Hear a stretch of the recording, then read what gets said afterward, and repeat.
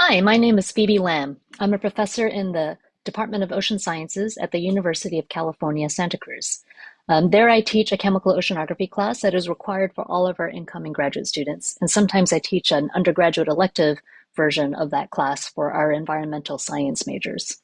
What I'd like to do over the next 10 minutes is talk to you about what are the challenges that I feel like are the biggest ones for teaching chemical oceanography and how some tricks that I use to help overcome them and how we could incorporate GEOTRACES IDP when we teach chemical oceanography. So the depth profile is how most of us first encounter oceanographic data. We have depth on the y-axis, some oceanographic property on the x-axis. Here I have phosphate plotted here, and here I have silicate plotted here. These are both from the same station, which is marked by the X, on this transect, which is the GAO2 transect, which is in the IDP. By looking at one-dimensional data, we start to think about the world in a one-dimensional way.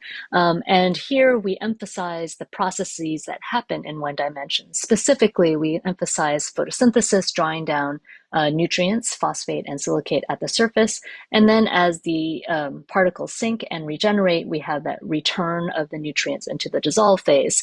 And we are taught that this happens for phosphate generally higher in the water column than it does for silicate.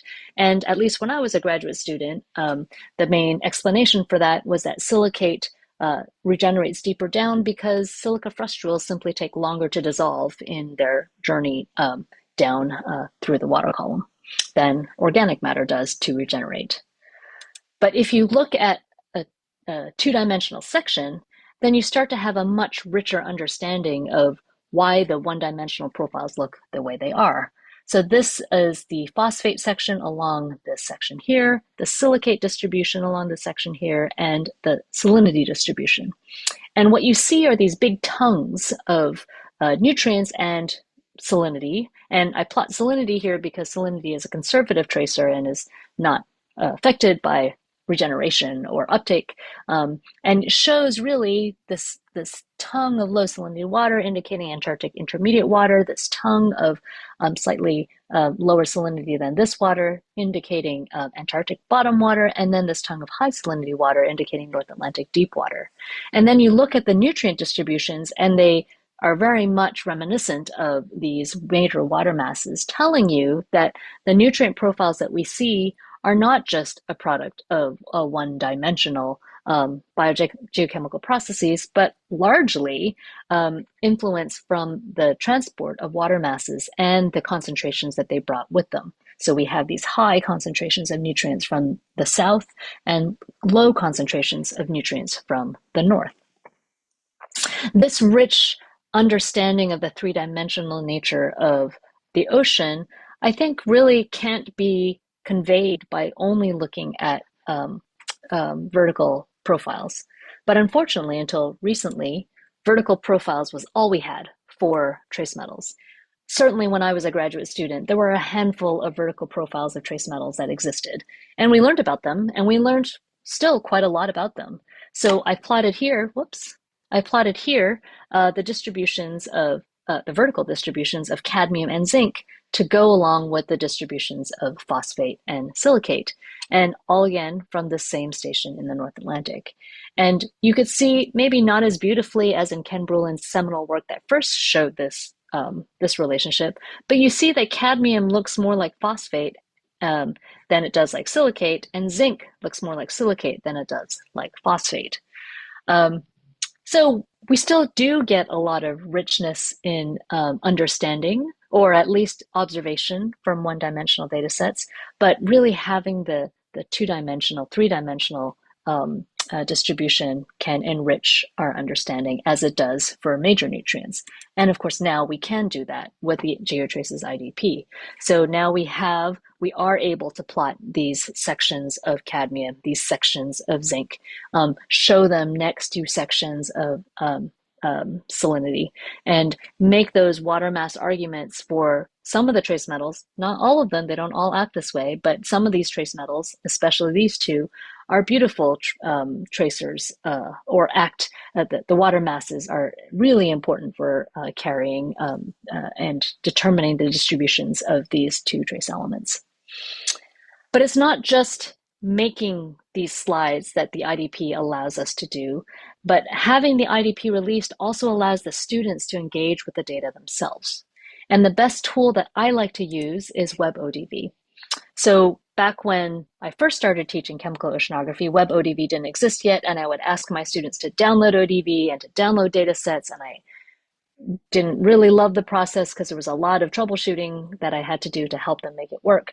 WebODV is great. It is purely a web implementation of ODV, and it only requires a web browser. So students have access to it. There are really no limitations on operating system or anything like that. And also comes with preloaded data sets. So I often have students start using WebODV and start interacting with ODV using gridded hydrographic data sets, the World Ocean Atlas. So these are gridded, so I can teach them how to draw sections. I can teach them how to make isosurface plots. I could teach them how to connect profiles to sections, to isosurface plots, and get used to the mechanics of using ODV.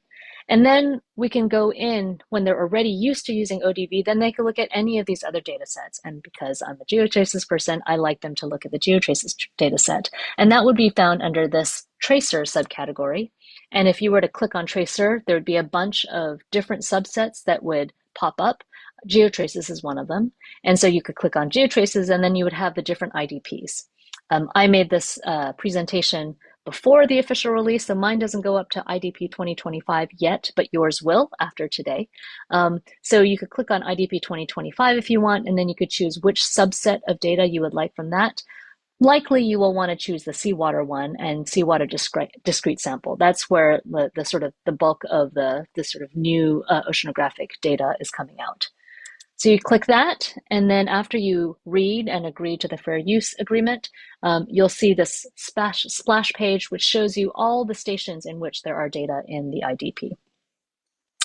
And this is a screenshot from the IDP 2025 from a test version that Reiner Kerley nicely shared with me. So once you have this, then what do you do? Well, if students have already gotten practice playing around with ODV, they'll know how to make sections. They'll know how to make station plots. They'll know how to connect a profile. Vertical profile was a section. They'll know how to make scatter plots, perhaps. And so you can ask them to discover these relationships on their own.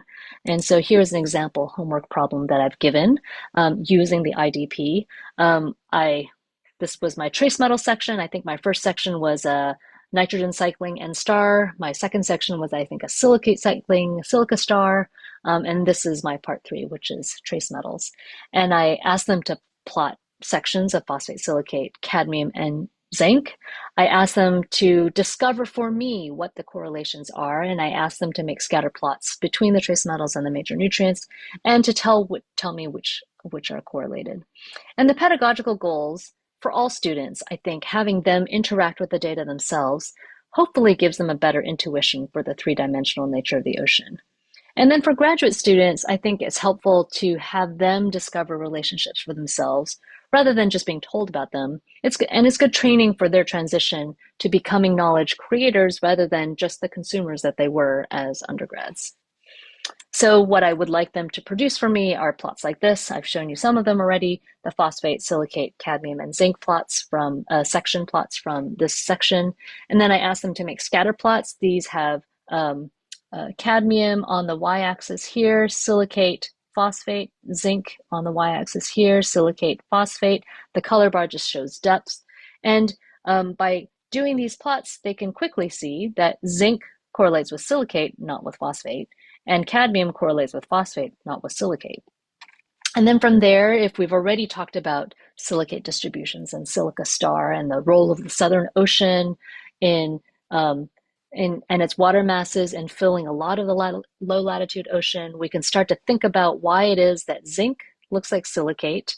We could start to think about why cadmium looks at phosphate, and we could start to engage in discussions of biogeochemical processes, the importance of the Southern Ocean, that transcend just looking at data and being given a profile and being asked to remember it. So in conclusion, thanks to GeoTraces, there's been a rapid expansion of trace element and isotope data, and the understanding to go with it, that has exceeded the pace at which textbooks have been able to keep up. But in the absence of textbooks, until we wait for them to come out, the GeoTraces IDP makes this data available to everyone to explore. And having students directly interact with the data with easy-to-use applications such as WOBODB, with maybe some guided exploration from you, the educator, helps students to develop a three-dimensional intuition of the ocean. Happy teaching.